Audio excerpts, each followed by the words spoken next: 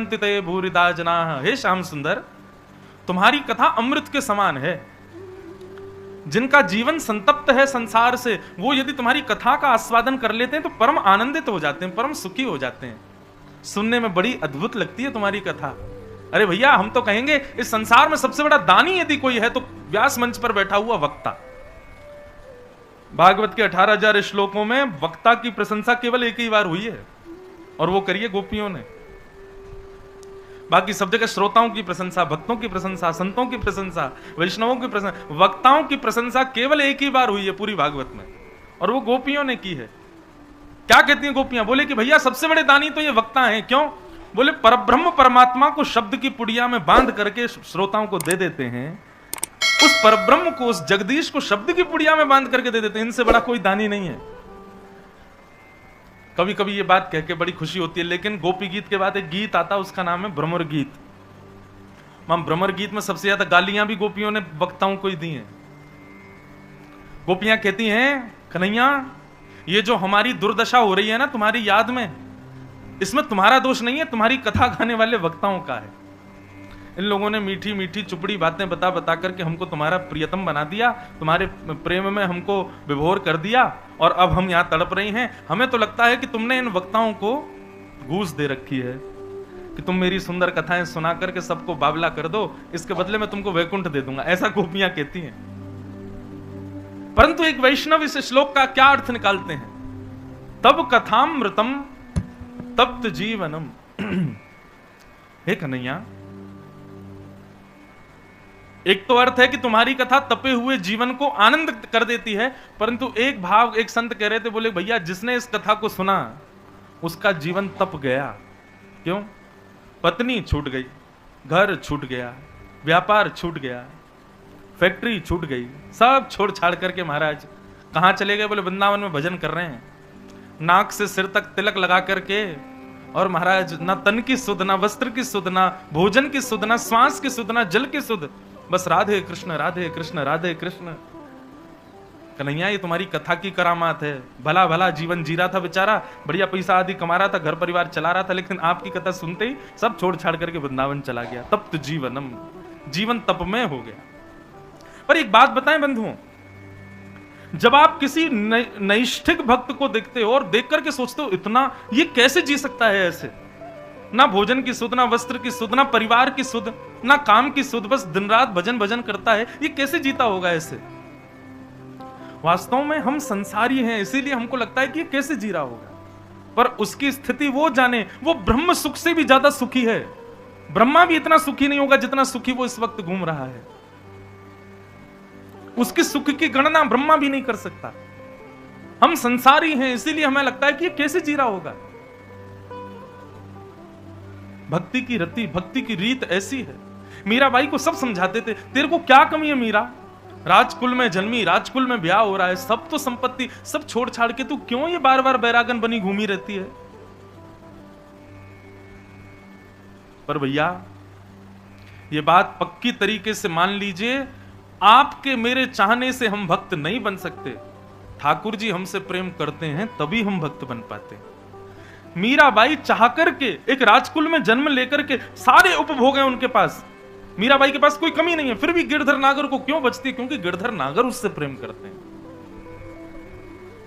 कुछ ना होते हुए भगवान को प्रेम करना, इसमें लोग ये बात कह सकते हैं इसमें कुछ नहीं है बेचारे पे इसलिए भगवान का भजन करता है, लेकिन सब कुछ होते हुए भी भगवत प्रीति करना, इसमें कहां जाओगे?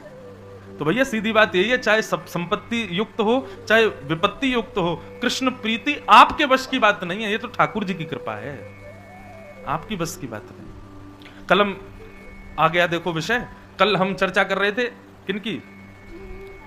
श्री रंग जी, रंगा जी जिनको कहते थे, यहीं दौसा जो जयपुर के रास्ते में पड़ता है, भरतपुर से जब जाते हैं तो दौसा में एक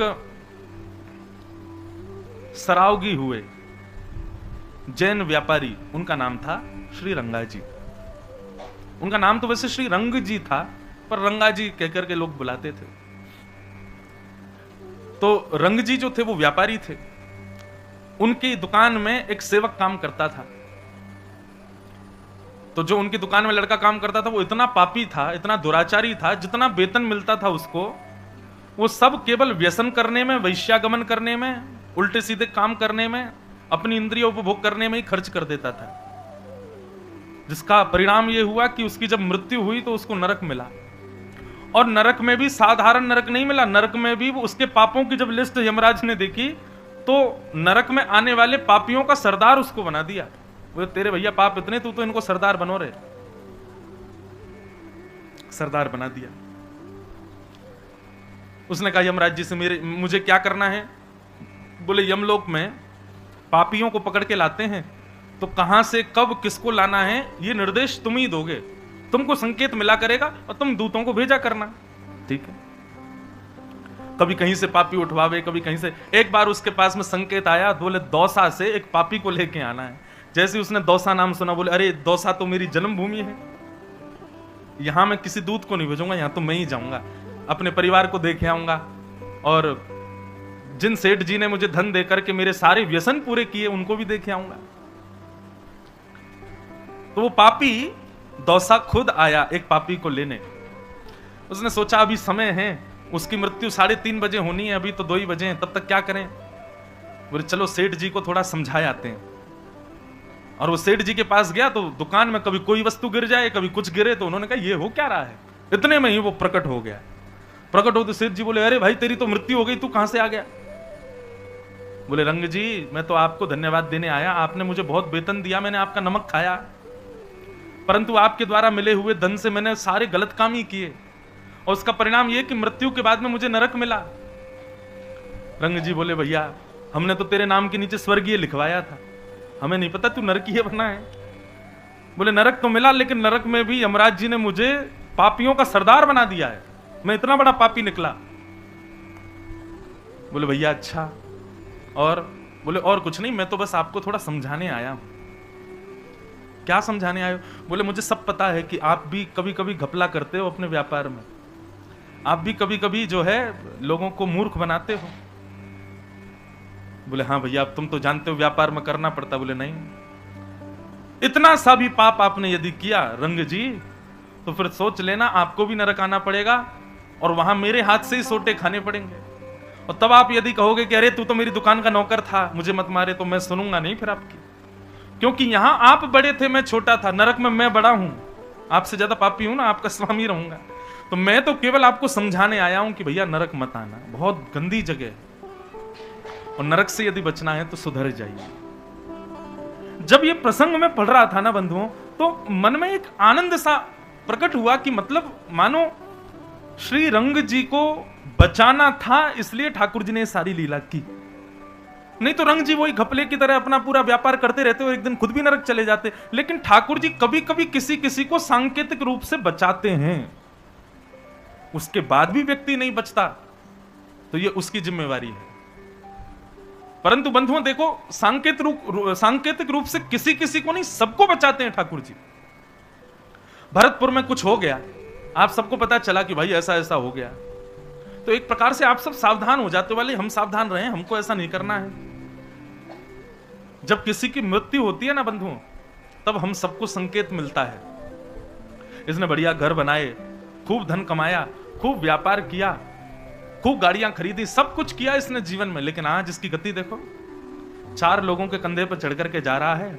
राम नाम सत्य है, गोविंद नाम सत्य है, कृष्ण नाम सत्य है। इसके लिए धन प्रायोरिटी था, इसके लिए घर परिवार सब कुछ प्रायोरिटी था, लेकिन आज इसके साथ कुछ भी नहीं जा रहा है, केवल राम का नाम बोलते हुए 10-15 लोग जा रहे हैं। उसी समय संकेत मिलता है, ये राम नाम सत्य है। हम क्यों बोलते हैं किसी की मरने पर, किसी की मृत्यु पर राम नाम सत्य क्यों बोला जाता है? बोलते तो सब हैं, लेकिन आज तक किसी ने पूछा नहीं कि क्यों बोलते हैं। जितने लोग जिंदे चल रहे हैं उनको सावधान किया जाता है, भैया धन सत्य है ना, परिवार सत्य है, बोले ना, पत्नी सत्य है नहीं, बच्चे सत्य है नहीं, सब कुछ था इसके पास, लेकिन देखो पीछे घूम करके कुछ भी साथ नहीं जा रहा है। सब लोग एक ही नाम बोलते हुए जाते हैं, क्या? केवल राम नाम सत्य है। इसलिए भैया जितने जीवित लोग हो अब सावधान हो जाओ, थोड़े से संभल जाओ, सुधर जाओ, अब राम के नाम का आश्रय ले लो। इसलिए राम नाम सत्य बोला जाता है। पूरे नगर में बोलते हुए जाते हैं, जितने जीवित लोग हैं भैया घर के अटारियों से जो देख रहे हैं, सब सावधान हो जाओ। केवल राम नाम सत्य है, इसके साथ कुछ भी नहीं जा रहा है, केवल राम का नाम जा रहा है, सब राम आश्रित हो जाओ। अब होता क्या है, 2-4 दिन तक के लिए तो लोगों में वैराग्य आता है, उसको बोलते हैं मरकट वैराग्य। कौन सा वैराग्य? मरकट वैराग्य। एक होता शमशान वैराग्य, एक होता मरकट वैराग्य। ये शमशान वैराग्य कैसा होता है, किसी की मृत्यु के बाद 2-3 दिन तक रहता है। संसार बड़ा भैया ऐसा ही है, कल मेरे संग गया था, चाय पी रहा था रात में, बढ़िया था, बिल्कुल कुछ कर ही नहीं रहा था, क्यों कह रहा था बेटी पढ़ के आ गई, उसका ब्याह करना है, सब करूंगा, देखो क्या भगवान की रीति, देखो सुबह ही चला गया। ऐसा वैराग्य सब लोगों के भीतर आता है जब किसी की मृत्यु होती है, लेकिन फिर भी संभलते कितने लोग? 4 दिन का वैराग्य, उसके बाद सब लोग वही करने लग जाते हैं जो वो करके गया है। संकेत हम सबको दिलाते हैं ठाकुर जी, पर हम संभलते नहीं। भगवान ने धन्ना जी वो दूत गया और जाकर के बोले कि रंगा जी आप संभल जाओ, ये गपलाबाजी सब बंद कर दो, नरक आना पड़ेगा नहीं तो आपको। रंगा जी ने पूछा, तेरा परिवार भी रहता है यहां पर, तू सबको छोड़ केवल मुझे ही ज्ञान देने क्यों आया? बोले क्या पता ठाकुर जी की शायद इच्छा होगी, जब मैंने सुना कि दौसा से किसी को लाना है तो मैंने सोचा आपको बता चलूं कि संभल जाओ। बोले क्या, किसको लेने आए हो? बोले एक बंजारा रहता है 3री गली नंबर में। बोले हाँ, वो भी बड़ा दुष्ट है, मेरे जैसा ही पापी है। अच्छा, उसको बनाया पापी मैं नहीं था, मेरे संगी रहता था वो, उसी को लेने आया हूं। बोले वो तो बढ़िया घूम रहा है, उसको तो कुछ नहीं। बोले नहीं, वो अभी बैलगाड़ी लेके जाएगा, उसको बैल पागल हो जाएगा और बैल जो है सींग मारेगा, उस सींग के हृदय में जाते ही उसकी मृत्यु हो जाएगी, उसके सींग पे जाके मैं बैठूंगा, अभी समय हो गया। इतने में ही वो गया, सामने से देखा वही बंजारा आ रहा था, उसका बैल अचानक से पागल हुआ, बैल को संभालने के लिए जैसे ही आगे आया तो बैल ने अपना सींग मारा, उसका हृदय विदीर्ण हो गया और उसकी मृत्यु। बस ये दृश्य देखते ही रंग जी तो संभल गए। उसी दिन से उन्होंने अपना भजन बढ़ा दिया और इतना भजन किया, इतना भजन किया, तुरंत गुरु आश्रित हो गए। श्री रामानंदाचार्य जी के वंश शिष्य परंपरा में जाकर के उन्होंने दीक्षा ले ली। व्यापार करते थे लेकिन कृष्ण नाम, राम नाम और भगवत नाम गाते हुए करते थे। छल कपट बाजी ये सब कुछ छोड़ दिया उन्होंने। और एक बात बताएं, भक्ति यदि परिपूर्ण रूप से जीवन में आएगी ना तो सब छोड़ना नहीं पड़ेगा, ये छल कपट बाजी सब अपने आप छूट जाएगी। जो भक्ति युक्त नहीं है उसको समझाना पड़ता है कि भाई ये गलत काम है, इसको छोड़ दो। भक्ति युक्त होते ही छोड़ना नहीं पड़ेगा, अपने आप छूटेगा। मैं अपनी कथाओं में कहा करता हूं, नित्य तिलक लगाने वाला व्यक्ति, नित्य हाथ में कंठी माला रखने वाला व्यक्ति, नित्य धोती पहनने वाला व्यक्ति, उसको भगवान मिलेंगे ये जरूरी नहीं, पर गलत कामों से अपने आप बचता हुआ चला जाएगा। ये तिलक, ये कंठी माला, ये स्वरूप, ये बचाता है दूषित कर्म करने से। बाहर लगी हो यदि गोलगप्पे की दुकान, आप जाके खा सकते हो, मैं नहीं खा सकता। मैं यदि गोलगप्पे की दुकान पर खड़ा भी हो गया, 4 लोग खड़े और हो जाएंगे, गोलगप्पे वाला भी सोचेगा आए आए पंडित जी गोलगप्पे खाओगे, क्यों? स्वरूप से ही उसको लगेगा कि ये कैसे आ सकते। तो कई जगह दूषित स्थानों पर जाने से आपका वैष्णव स्वरूप ही आपको रोकेगा। भक्ति का मतलब केवल भगवत प्राप्ति ही नहीं होता बंधुओं, भक्ति का मतलब जीवन में सुधराव भी होता है। भक्ति जब जीवन में आती है तो आप सुधरने का प्रयास करोगे नहीं, अपने आप सुधर जाओगे। प्रयास तो मानव को करना पड़ता है, भक्त को नहीं करना पड़ता। तो रंग जी सुधर गए और इतना भजन किया महाराज उन्होंने। बड़ी सुंदर उनकी पूरी लीला कथा बताई जाती है। एक बार रात्रि में उनके बेटे को भूत दिख रहे थे। उसने जाके पिताजी से कहा, पिताजी मैं जहां सोता हूं वहां रात्रि में भूत दिखाई देते हैं। तो रंग जी बोले रुक जा, तेरी जगह मैं सोता हूं। तो बेटे की जगह रंग जी सो गए। रात्रि में जैसे ही भूत आया, तुरंत महाराज हाथ में जल लेकर के राम नाम से उसको मारने लगे। इतने में ही प्रेत प्रकट हो गया। बोले भगवान मैं आपकी कृपा पाने के लिए आ रहा हूं। बोले क्या कृपा चाहिए? बोले आपने इतना भजन किया है, आप इतना भगवान का स्मरण करते हो, आप में इतनी सामर्थ्य है कि आप प्रेतों को मुक्त कर सकते हो। बोले कैसे? बोले आप 1 बूंद जल अपने चरण में डाल दीजिए और आपके चरण का छुपा हुआ वो 1 बूंद जल मुझ पर छिड़क दीजिए। रंग जी ने जैसे 1 बूंद जल अपने चरण से छुपा के उस पर छिड़का, इतने में ही शंख चक्र गदा पद्म चतुर्भुज रूप धारण करके भगवत धाम को प्रस्थान कर गया। तब रंग जी को समझ में आया, भजन केवल मेरा कल्याण नहीं कर रहा है, मेरे भजन से ना जाने कितनों का कल्याण होगा। आपका भजन करना, आपका भक्ति करना केवल आपका कल्याण नहीं होगा, उससे ना जाने कितनों का। कहते हैं भैया, जब कोई भक्त प्राण त्यागता है और उसका अंतिम संस्कार किया जाता है ना, तो अंतिम संस्कार में उसकी चिता से निकलने वाली लपट और धुएं से भी आसपास में जितनी भी प्रेतात्माएं हजारों वर्षों से भटक रही हैं, वो सब उसके शरीर से निकलने वाली तेज से, भजन के बल से मुक्त हो जाते हैं। भजन केवल आपका कल्याण नहीं कर रहा है। मान लीजिए कि आप 2 माला रोज करते हो और माला करने के बाद आप नगर में जाते हो, तो आपकी दृष्टि जिस पर पड़ेगी उसका एक एक पाप नष्ट होता चला जाएगा आपकी माला के प्रभाव से। भजन करना तो सबसे बड़ा सत्कर्म है संसार का।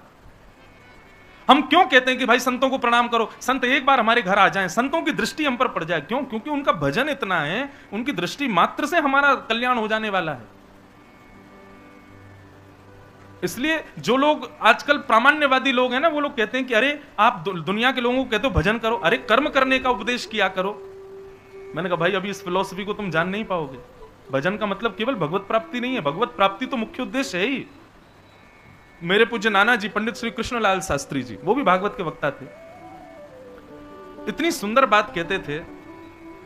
वे कहते, लाला तेरे पिताजी, तू या फिर मैं, हम लोग भागवत के वक्ता बने हैं, इसमें पता है हमारे पूर्व जन्म का कितना पुण्य है? मैंने कहा नाना जी कितना पुण्य है?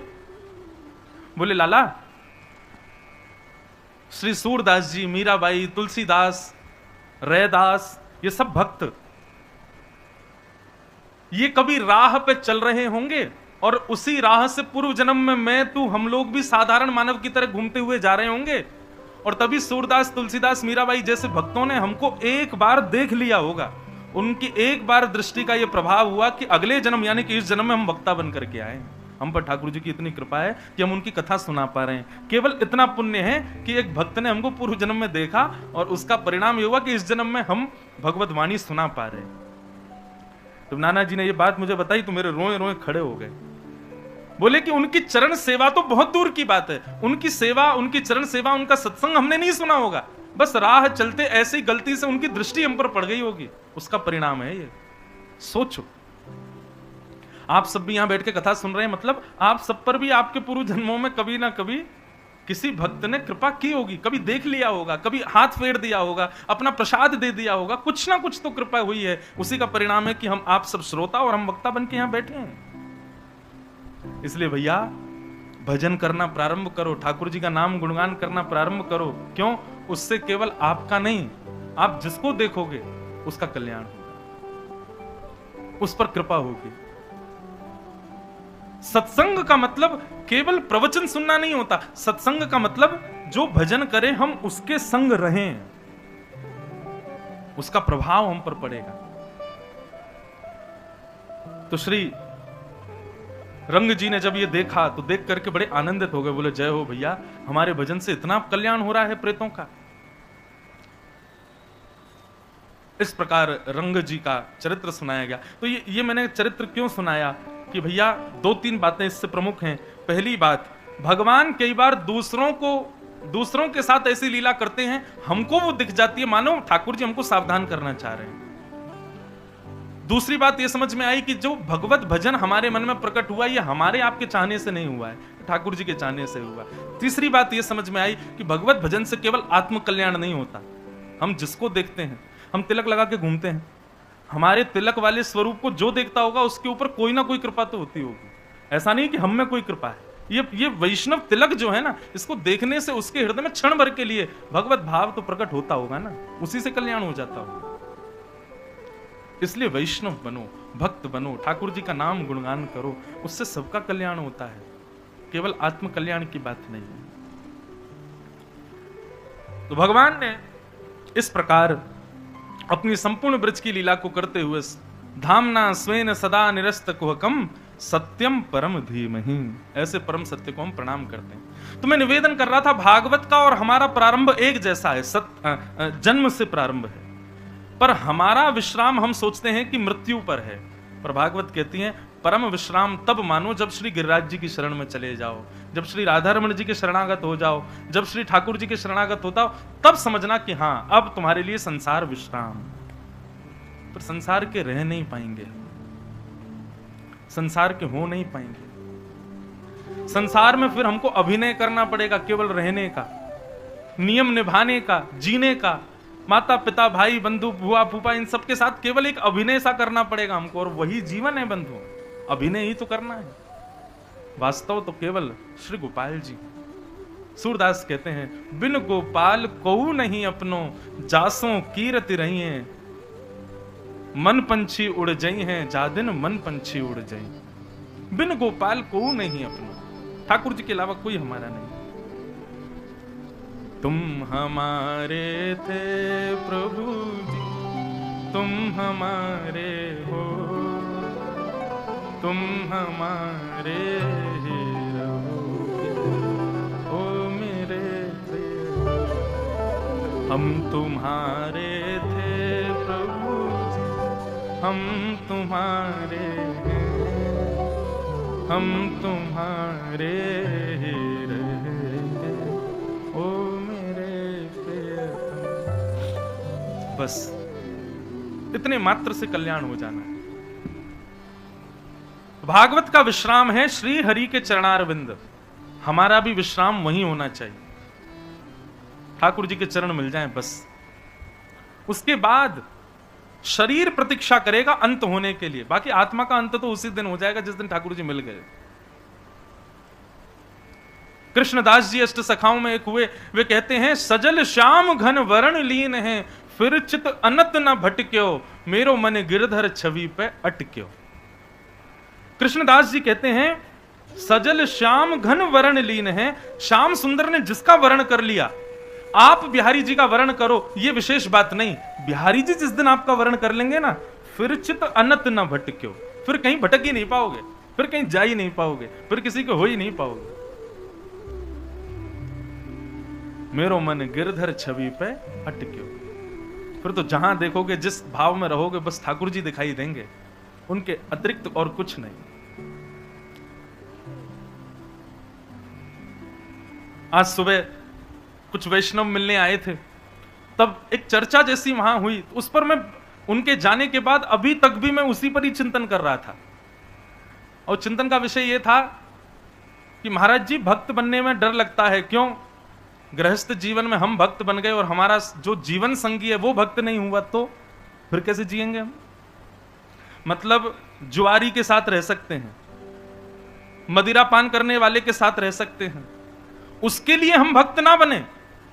और भक्त बनने में केवल यह भय है कि सामने वाला भक्त नहीं हुआ तो। करमेती बाई का प्रसंग कभी पढ़िए, देखिए भक्ति में कई स्वरूप स्वभाव ऐसे हैं, वो थोड़े कड़वे लग सकते हैं लेकिन वो वास्तविकता है। हम भक्त इसलिए नहीं बने क्योंकि हम संसार में, संसार के उपभोगों में, संसार के व्यसनों में, संसार के भौतिकवाद में जीना चाहते हैं। हम भक्त इसलिए बने क्योंकि हम मुक्त होना चाहते हैं, हम ठाकुर जी को प्राप्त करना चाहते हैं, उसी पथ पर, इसलिए हमने ये पथ चुना है। इसलिए मैं तो पहले ही सावधान कर देता हूं, या तो आओ ही मत इस पथ पर, आ गए हो तो फिर कमर कस के आना भैया, क्योंकि फिर बदल जाओगे पूरा जीवन। एक कल से एक व्यक्ति है, मैं जानता तो नहीं हूं उनको, वो तो कह रहे हैं हम तो महाराज जी एक ही दिन में ही बदल गए, अब 6 दिन में क्या करके जाओगे आप हमारा? मैं रुक जाओ, घर परिवार सब छुड़वा के जाए तुम्हारा अभी। घर परिवार छोड़ने के लिए थोड़ा ही है, बल्कि भैया अकेले हम क्यों भजन करें, सबसे करवाएंगे, सबको भक्त बनाएंगे। भक्त नींबू की तरह होता है, 5 किलो दूध में निचोड़ तो सबको पनीर बना देता है, ऐसे ही भक्त भी होना चाहिए। जहां जाए, जहां बैठे, जितने लोगों के बीच में सबको अपने जैसा बना दे, नहीं तो काय बात की भक्ति उसकी। तो मन में विचार हो रहा था कि हम भक्त केवल इस भय से नहीं बने, भक्ति केवल इस भय से नहीं करें कि कल को हमारे जीवन में कोई विपरीत व्यक्ति आ गया तो, भक्त नहीं हुआ तो। देखो कल भी मैंने संकेत किया था, आज भी कर दूं, यदि हमारा जीवन संगी भक्त आ गया तो दोनों मिलकर भजन करेंगे, और जीवन संगी भक्त नहीं आया तो जो प्रेम का अंश उसको मिलना चाहिए वो भी बचा कुचा भी हम बिहारी जी को ही दे देंगे, उसमें चिंता की क्या बात है? फिर यदि हमारे योग्य व्यक्ति मिल जाए तो प्रेम का अंश उसको मिलेगा, दोनों मिलकर भजन करेंगे। और यदि विपरीत व्यक्ति मिल गया तो थोड़ा बहुत जो प्रेम उसको मिलना था वो भी उससे छुपा करके बिहारी जी को ही दे देंगे। अब नाथ अभिनय तो करना है, ब्याह तो हो गया, लेकिन हमारे प्रियतम तो आप ही हो, इनसे हमको कोई अभिलाषा नहीं। और एक और बात कहें, यदि भक्त पुरुष है और विपरीत पत्नी मिल जाए तो प्रयास करो, धीरे धीरे अपने भक्ति भाव से उसको सुधारो, उसको भी भक्त बनाओ। भक्ति के गुण तो आते हैं बंधुओं, जब समीप रहने लगते हैं तो जैसे वायरस फैलता है एक दूसरे से स्पर्श से, ऐसे भक्ति भी फैलती है कभी कभी। तो प्रयास, अब ये समझ लो कि तुम्हारा जीवन ही यही है कि तुम्हारा उद्धार तो हो गया, तुम भक्त बन गए, अब इसका और करना है, इसको और बनाना है। लेकिन उसके बाद भी ना बने तो फिर छोड़ो उसको राम भरोसे, उसके हिस्से का जो प्रेम है वो भी ठाकुर जी को ही दो, फिर बस अपना जीवन व्यतीत करो। अब देखो, अब ऐसे तो हम पर चरित्र आते जाते हैं मन में। एक चरित्र है श्री अंगद जी महाराज का। जगन्नाथ जी के भक्त हुए श्री अंगद जी। उनकी पत्नी बड़ी भक्त थी, लेकिन अंगद जी भक्त नहीं थे। अंगद जी पत्नी के भक्त थे, पत्नी जगन्नाथ जी की भक्त और अंगद जी पत्नी के भक्त। पत्नी कथा में जाती, संतों के पास जाती, वैष्णवों का संग करती, पर अंगद जी कहते देवी तुमको जहां जाना है जाओ, लेकिन हमारी तो यहीं से राम राम है, हमसे मत कहना चलने के लिए। पत्नी कहती कोई बात नहीं, धीरे धीरे कभी तो बदलाव आएगा इनके हृदय में। एक दिन पत्नी ने अपने घर पर सत्संग रख लिया। अंगद जी महाराज किसी राजसभा, राज दरबार के सिपाही थे, ऊंचे पद पर थे। शाम को लौट करके जैसे ही अपने घर आए तो देखा वहां तो पंजीरी बट रही है, राधे राधे बोल रहे हैं, सब लोग नाच रहे हैं, कूद कूद करके सत्संग चल रहा है घर पे। अंगद जी बोले मेरी बिना आज्ञा के ये क्या हो रहा है? उसने जाकर के चिल्लाना बरसना शुरू कर दिया संत महात्मा वैष्णवों पे। बोला कहां चले आए हो, ये क्या कर रहे हो? बोले भैया कथा हुई है, पंजीरी बट रही, लो तुम भी पाओ। पात्र वात्र सब दूर फेंक दिए। किससे पूछ के कथा हुई यहां पे? पत्नी बोली मैंने बोला इनको, आप शांत हो जाइए, ये मेरे गुरु जी हैं, आज सुंदर पर्व था तो हमने घर पर सत्संग रख लिया। सुनिए आप सब लोग तुरंत जाओ यहां से, ये मेरा घर है, मेरी अनुमति के बिना ये कोई धर्मशाला नहीं चले आए मुंह उठा के, जाओ चलो निकलो यहां से। सब भक्त बेचारे वहां से चले गए।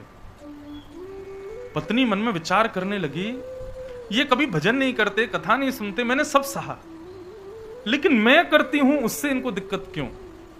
और मेरे गुरुदेव भजनानंदी सब लोग आए घर पर, ठीक है 10 मिनट के लिए अच्छा नहीं भी लग रहा तो मुस्कुरा ही देते, उनके जाने के बाद मुझसे कहते, उनके बीच में इतना क्रोध।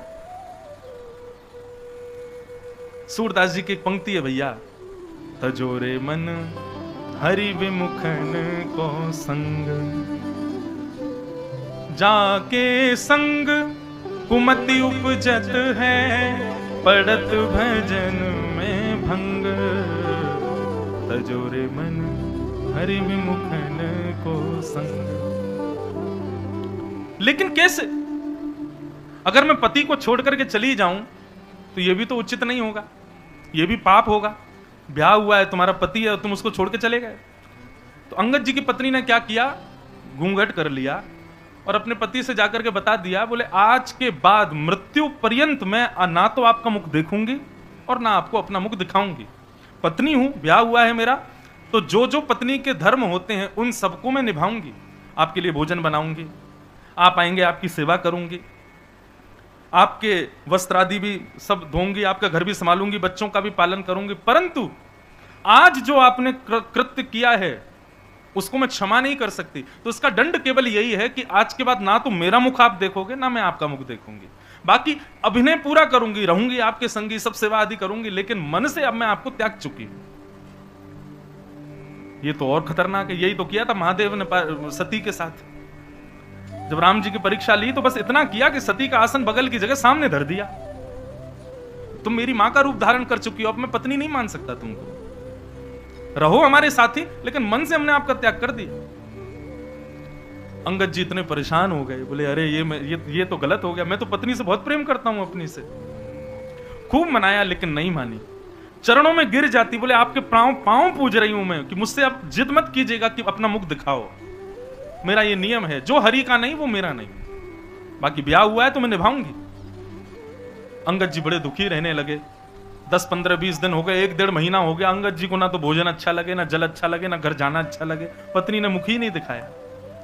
एक दिन अंगद जी घोड़े पे बैठ के जा रहे थे, ऐसी कथा चल रही थी, वैष्णव बैठे थे। अंगद जी बोले इसी कथा ने मेरा घर बर्बाद कर दिया। ऐसा क्या मिलता है कथा में, जरा सुनूं तो सही में। जाके घोड़ा अपना बांध दिया, जाके बैठ गए पीछे, और पीछे बैठे बैठे जब उन्होंने कथा सुनी तो जो उनका विषाद था ना पत्नी के विरह का, वो विषाद उसको भूल गए, उनके मन से वो विषाद चला गया। मानो उनको ऐसा लगा कि अभी तक तो मैं जिया ही नहीं, ये जो चंद मिनट मैं कथा में बैठा हूं, मैं जीवित अभी हुआ हूं।